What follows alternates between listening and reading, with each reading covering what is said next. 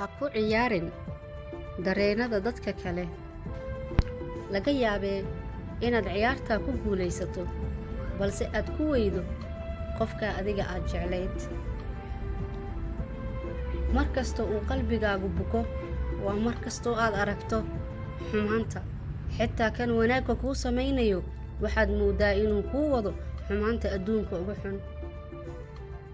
Qofka bani aadamku wuxuu ku jeclaan karaa sidii inuunan weligii kaa tegi doonin.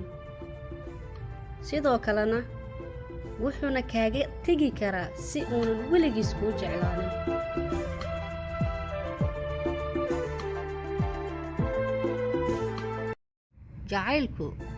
Jacaylku ma ahan in gacanta la iska qabsado ama la isdhunkado. Jacaylku waa qofka aad jeceshahay inaad Alle kaga cabsato.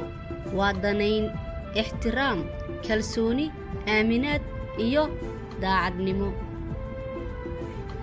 Ma og tahay, ilmada ugu xanuunka badan ma ahan tan ka timaada indhahaaga wejigaagana daboosha, waa tan ka timaada qalbigaaga ruuxdaadana daboosha.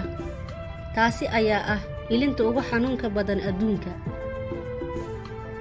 Wax kastoo aad lumisay, fursad labaad kuma heshid.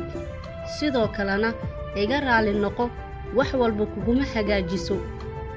Waxyaabaha qaar waqtigoodii haddii aad ka soo daahdid way dhintaan.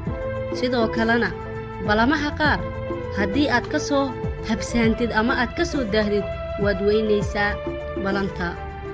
Qofka maanta asigoo ku jecel ama adiga aad ka tagtay, waxaad ogaataa berita markii aad rabitaankaaga uu kugu